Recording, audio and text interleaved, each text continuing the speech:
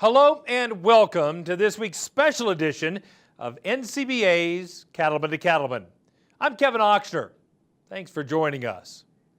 Over the years, the National Cattlemen's Beef Association has been blessed with many great individuals who work countless hours on behalf of the beef industry. It starts at the top with the president, the person who each year serves as the face of the organization. Today, we're going to take a look back at some of the recent NCBA presidents and see what life is like back home on their operations.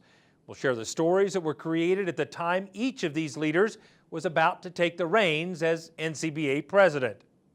First, we turn back the clock to 2012 and head to Nebraska and the home operation for J.D. Alexander.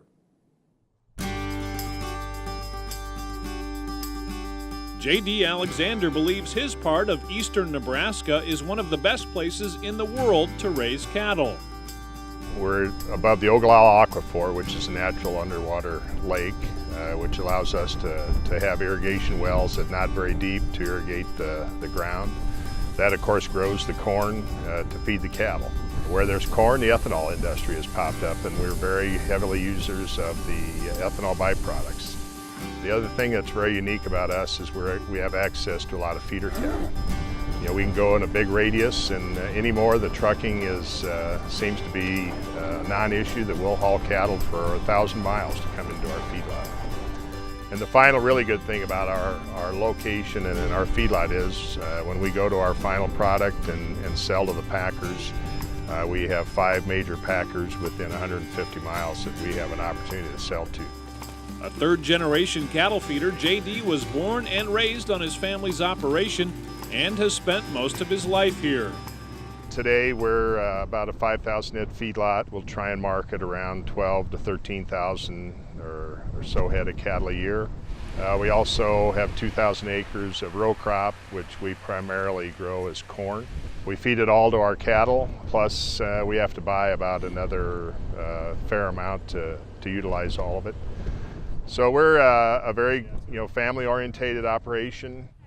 Along with his wife Deb and their children, J.D. is working to ensure the next generation of Alexanders will be able to stay in the cattle industry. And he says that's one of the reasons he's been active for years in the National Cattlemen's Beef Association. I guess I got started very young. I liked it. It gave me a chance to meet other people in our business, professionals and so on. Opened up a different array of things that you can do to affect your business. And I kind of just enjoyed that, liked the people, and so I've been involved in it ever since. Very much looking forward to the next year as serving as president of NCBA. As NCBA president, J.D. will spend much of the year on the road, traveling to represent the industry's interests at home and abroad. It's something his family says he's well prepared for. It's something that I'm really glad for him to do. Really, there's no better man for the job. He knows all facets of the beef industry inside and out. He's been kind of stepped his way up through the program, started on local levels, worked up to state, national, and now, of course, becoming president of NCBA, he's kind of done it all. And it's not very often that a son gets to say he's proud of his father. Usually it's the other way around. So it truly makes me feel good to say, my dad is doing something this great.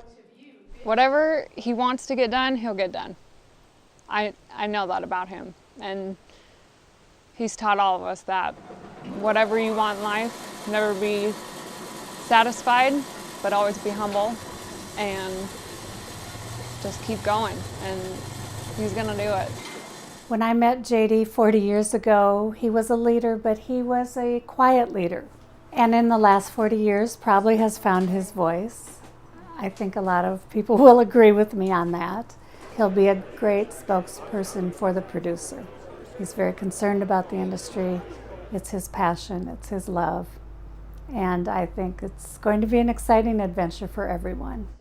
Because of his experience within NCBA, J.D. is a believer in the value of cattlemen and women being unified on the critical issues that impact their operations and the cattle industry.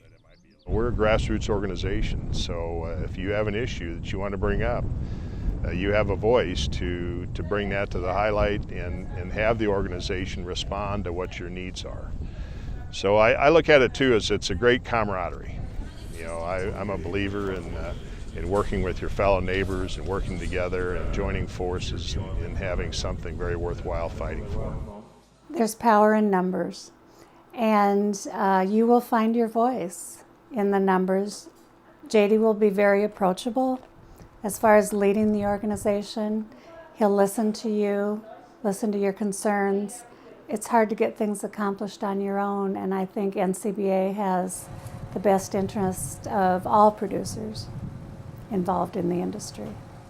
As NCBA president, JD expects to take on a wide variety of issues, including government overregulation, expanding international markets, global competition, and the shrinking cattle herd.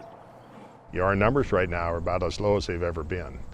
And you know, the concern is if you create such a demand, you just want to make sure you can be able to supply it as well. Being NCBA president will mean a lot of time on the road for JD, but that's something he's used to, thanks to another of his passions.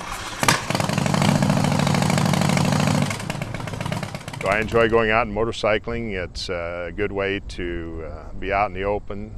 Can do it pretty easily from this part of the world. But I really do enjoy going on trips in particular. I've got some friends that we usually go on a trip about once a year and see some very beautiful country across the United States. JD's passion for the industry, his depth of experience, and his ability to connect with others all have prepared him for his new role as NCBA president.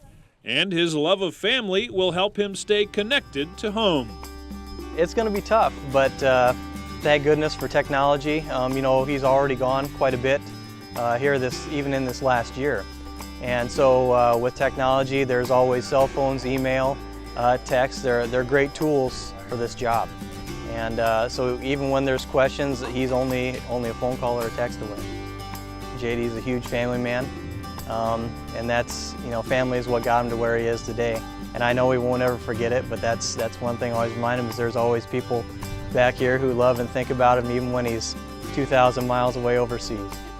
I've always been a believer in being part of something bigger than just yourself. And I guess it kind of got instilled in me early on, actually, before I actually came back to the operation, is you have professional organizations that look out for the betterment of your industry.